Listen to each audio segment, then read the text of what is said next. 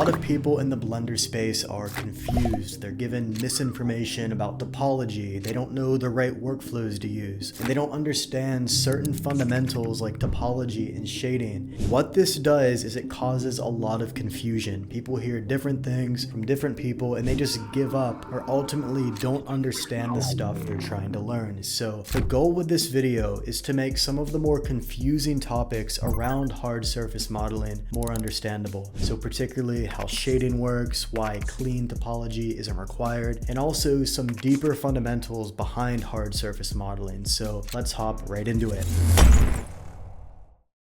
And before we begin, if you want to learn hard surface modeling completely from scratch, even if you're a complete beginner with no prior experience, then go ahead and click the link below. That's going to take you to our hard surface accelerator program where you'll learn everything, literally everything, in under 2 weeks. It's a streamlined curriculum and makes this workflow incredibly easy in a very short period of time, and we've had thousands of students go through it and successfully complete their very first project, as you can see on the screen. So again, click the link in the description if you want to enroll in that.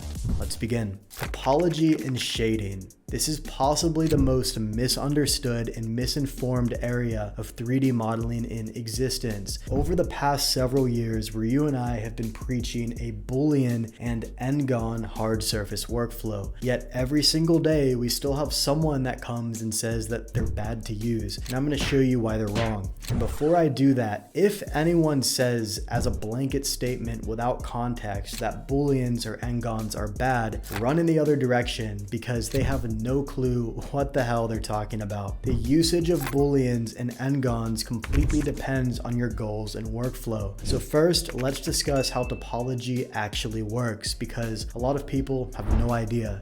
Here on the screen, I have 3 different planes here in Blender. One is a triangle with 3 vertices, one is a quad with 4 vertices, and one is an n-gon with 5 vertices. And by the way, any face with more than 4 vertices will always be considered an n-gon, as most of you know. So a big argument I hear from the anti-n-gon crowd is that quad should be used for clean shading. This is bullshit. If you take a quad and bend the quad by just moving one of the vertices up or down, you're still going to have terrible shading. Also, if you have a pole, which is vertex with 5 edges going into it, and your model is made of quads, you can still get some pretty nasty shading if you're using subdivision surface modeling. And if your geometry is inconsistent in a sub-D workflow, it doesn't matter if your model is full of quads. The shading could still be terrible. Quads or n-gons are not the problem here. Meanwhile, you could have a model completely full of n-gons and, if managed properly, have very, very clean shading. On the other hand, if you wanted to deform your model, for example, quads in this case would be essential. So take these 2 objects that look identical in object mode,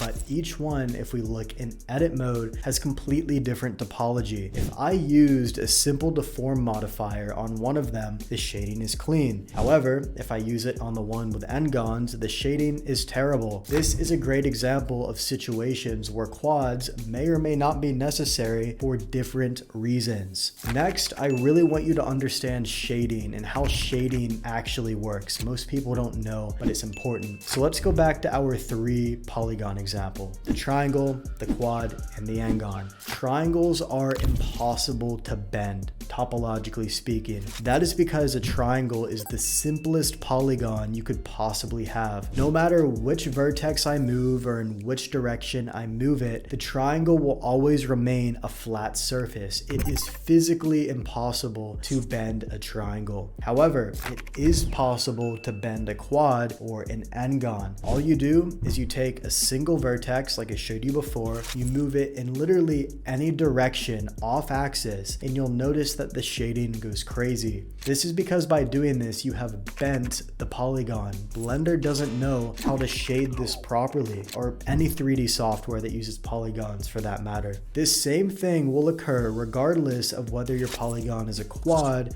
or an n-gon. The same exact thing will happen if you bend it. So let's apply a practical example here. Let's take a basic cylinder. Obviously, this cylinder has a very clean shading by default. That is because none of the polygons on this cylinder are bent, not the n-gons on the top and not the quads around the side. They are completely flat. But let's slightly move one of the vertices on the cylinder here. All of a sudden, we have a bent polygon, and you can see the shading gets disrupted. I don't care that I bent the quad, the shading is still messed up, even though it's a quad, which is why I get annoyed when people give a blanket statement saying that quads will magically fix your shading. It's contextual. It doesn't make sense in this example. Literally, all I did was slightly move a vertex on this quad and the shading went crazy. So the main way to avoid shading problems like this outside of a Subd workflow is to make sure your polygons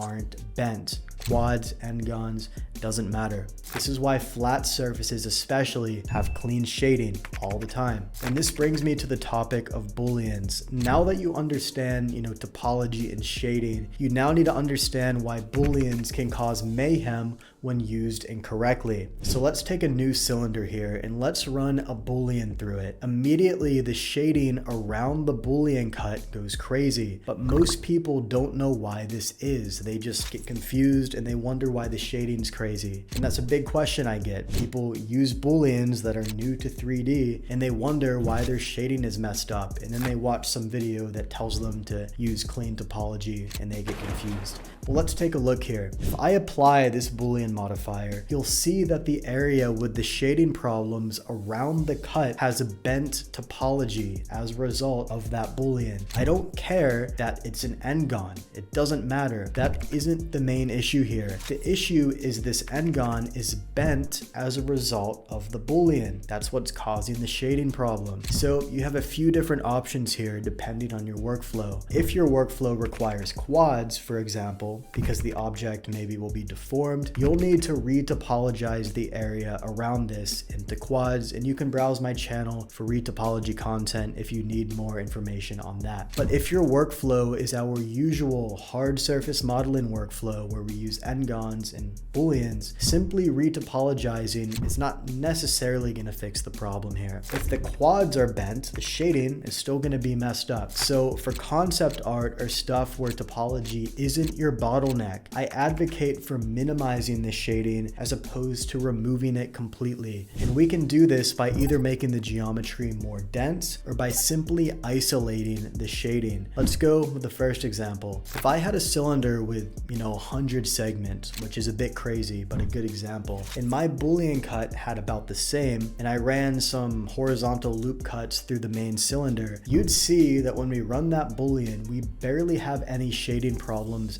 at all. That is because if we zoom in, the polygons that are bent causing the shading errors are much smaller because the geometry is more dense, and the shading errors would only be coming from those tiny little areas where the topology is bent. On the contrary, if we had a lower polygon cylinder with much less geometry, the shading errors would be larger. That is because the bent polygon in this case is much larger, which means the shading will stretch further. This is why the density of your objects matter for clean shading. The more dense, the less shading problems. The less dense, the more shading problems in general. And for concept art specifically, you don't need to worry about polygon count at all. If I'm just going for renders, I ramp up my polygon count for this reason because it simply doesn't matter. Another solution, if you had a lower polygon cylinder with some crazy shading, is to simply add a loop cut to push the shading down into the cut as far as possible. This will at least help minimize the shading if your geometry is less dense. So that is why Booleans cause bad shading. It isn't because of the Boolean itself, it's because of the result of the Boolean on the topology. It causes the polygons to be bent. Booleans are simply a tool. If you run Booleans on flat surfaces, you will literally never have a shading problem like this because the polygons aren't bent. I really want to emphasize this because a lot lot of people still don't understand how this stuff works in hard surface modeling, so hopefully that makes more sense now. Now we're going to move on to subdivision surface modeling, and while most of the techniques on my channel focus exclusively on Boolean and n-gon modeling, you can still use subdivision surfaces for hard surface modeling. Here's a good example. Some hard surface models still have that organic look to them. They're curvy, yet they still have the usual hard surface elements involved. So in these situations, I usually recommend starting with a sub-D modeling workflow and then proceeding to your usual Boolean and n-gon workflow. Here's how it works. If you weren't using sub-D at all, you would normally start with a higher resolution for your model. For example, if I started with a cylinder, which I plan to use for a model and use Booleans on, I would start with a higher segment count for the reason discussed earlier. It'll give me a higher resolution, higher quality, and minimal shading errors overall. My default go-to for cylinders is usually 64 vertices, assuming I'm not too worried about poly count for my particular workflow. But let's say I plan to go the sub-D route. If I started with 64 vertices, running even one level of sub-D is going to make the object unnecessarily high resolution. Sub-D by its nature increases resolution, which means you need to start with a low poly object. Notice if I took a cylinder with say 12 segments and ran a crease on the top and the bottom edges to hold the sub-D, and then I increased the sub-D resolution, I would automatically have a higher resolution cylinder. This is why you start low poly with subdivision surface modeling. It increases the resolution. And if you need more guidance on good sub-D modeling practices, there are of course plenty of tutorials out there as well as on my channel. But basically, I would create some sort of low poly shape, and once that shape was created, I would simply run the sub-D to, make it curvy and higher resolution. Then I would simply apply the sub-D modifier and proceed with my usual Boolean workflow. It is really that easy. That's why if your object is a bit of a mix of organic and hard surface, you want to start with clean quad topology at a low resolution, because you'll be using sub-D to create that base form. And after you get that base shape, you can apply the sub-D and proceed with your workflow. I hope that makes sense.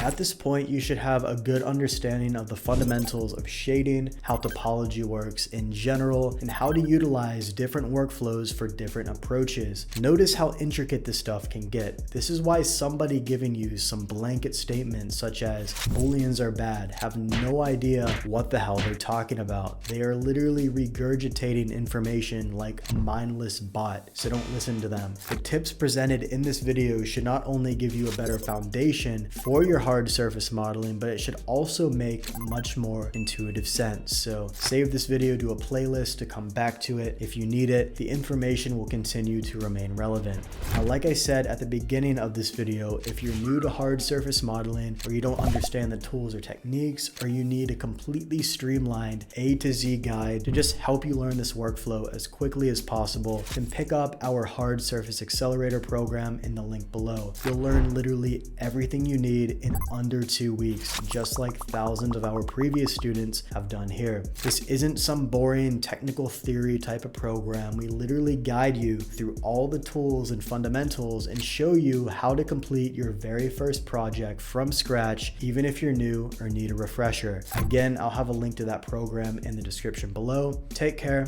and hope you enjoyed this video.